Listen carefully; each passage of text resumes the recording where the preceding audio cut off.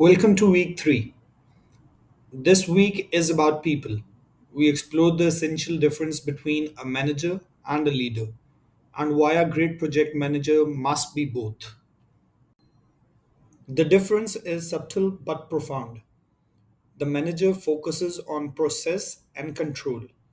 Their job is to utilize resources, track budgets, and ensure adherence to the plan. The leader, however, focuses on people and we. Their job is to inspire, build trust, and align the team to the project's purpose. Managers are primarily concerned with doing things right. They set up the schedule, assign the tasks, and monitor performance. If a task is late, the manager looks at the process to fix it. Leaders focus on doing the right things.